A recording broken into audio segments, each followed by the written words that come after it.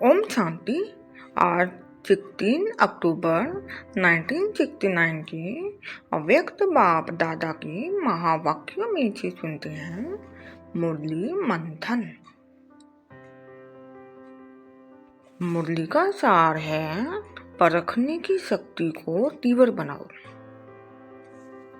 बाबा ने कहा, अगर परखने की प्रैक्टिस होगी तो जब दुनिया में कार्य अर्थ जाती हो और आसुरी संप्रदाय के साथ संबंध रखना पड़ता है तो परखने की प्रैक्टिस होने से बहुत बातों में विजयी बन सकते हो। फिर बाबा ने कहा, अगर परखने की शक्ति नहीं तो विजयी नहीं बन सकते। यह तो थोड़ी सी देख रेख। अपने परिवार के अंदर कहाँ तक परख सकते हो? यूं तो हर एक रत्न एक दो से श्रेष्ठ है, फिर भी परखने की प्रैक्टिस जरूर चाहिए।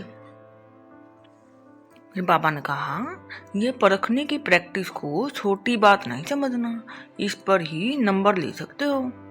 कोई भी परिस्थिति को, कोई भी संकल्प वाली आत्माओं को, वर्तमान और भविष्य दोनों कालों को भी परखने की प्रैक्टिस चाहिए। फिर बाबा ने कहा, जो पांडव सेना है उनको यह परखने की शक्ति की बहुत आवश्यक है। बाबा ने कहा, परखने की पावर कैसे आएगी? उसके लिए मुख्य साधन कौन सा है?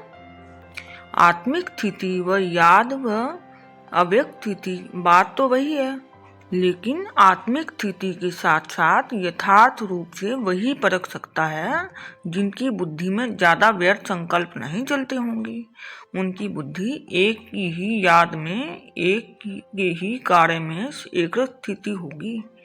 वह दूसरों को जल्दी परख सकेंगे। फिर बाबा ने कहा, जिनकी बुद्धि में ज्यादा संकल्प उत्पन्न होंगे तो उनकी बुद्धि में दूसरों को परखने के समय भी अपने व्यर्थ संकल्प की मिक्सचर होगी, इसलिए जो जैसा है वैसे परख नहीं सकेंगे। बाबा ने कहा, मूल बात है बुद्धि की सफाई। जितना बुद्धि की सफाई होगी उतना ही योग युक्त अवस्था में बैठ सकेंगे। फिर बाबा ने कहा, जो जिनके व्यर्थ संकल्प व विकल्प चलते हुए हैं वह अव्यक्त स्थिति में विघ्न है, बार बार इस शरीर के आकर्षण में आ जाते हैं। इसका मूल कारण बुद्धि की सफाई नहीं है।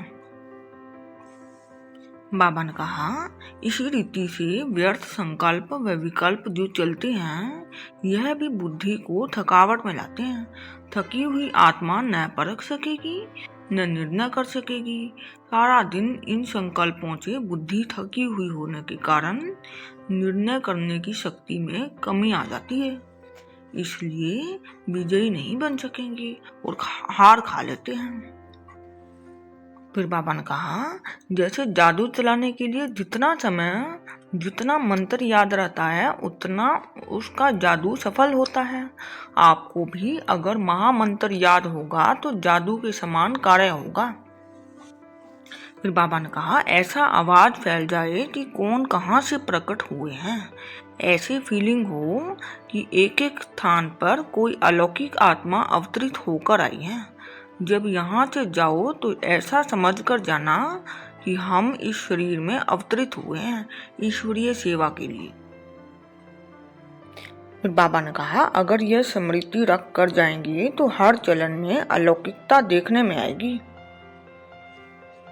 फिर बाबा ने कहा, जो भी आपके दैवी परिवार वाले व लौकिक परिवार वाले हैं वह महसूस करें यह सब कुछ अनोखे ही बनकर आए हैं, बदल कर आए हैं।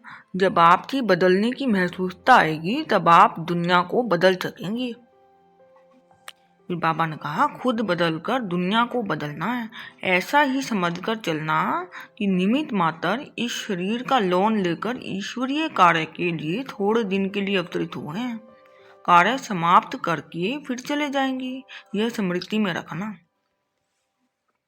फिर बाबा ने कहा, बाप दादा इस चैतन्य बगीचे में आते हैं तो कुछ वाणी से खुशबू लेते हैं, कुछ नैनों से, कुछ मस्तक के मणि से।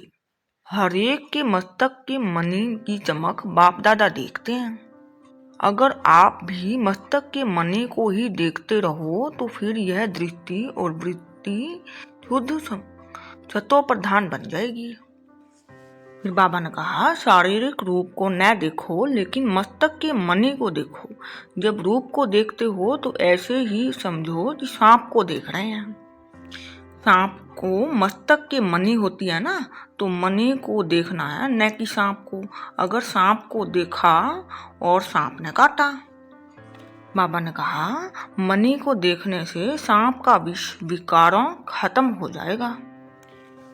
अगर मणि को देखेंगे तो बाप दादा के माला के मणि बन जाएंगे। फिर बाबा ने कहा, 2 बिंदी याद रखें, एक स्वयं की और एक बाप दादा की। ये याद रहेगी तो कंप्लेन के बजाय कंप्लीट हो जाएंगी। बाबा ने कहा, आज से प्रतिज्ञा करो कि अब से लेकर सिवाय मणि के और कुछ नहीं देखेंगे और खुद ही माला के मणि बन के सारी सृष्टि के बीच चमकेंगे। बाबा ने कहा, पांडव सेना है ज्ञानी तू आत्मा और शक्ति सेना है स्नेही तू आत्मा। जो स्नेही है वह योगी है। मेहनत जो की है उसका फल दिखाना है। अगर मेहनत ली हुई है यहाँ चुकतू नहीं करेंगे तो फिर सतयुग में वह मेहनत का फल देना पड़ेगा। इसलिए जो मेहनत ली उसे भर कर देना। अच्छा, ओम शांति।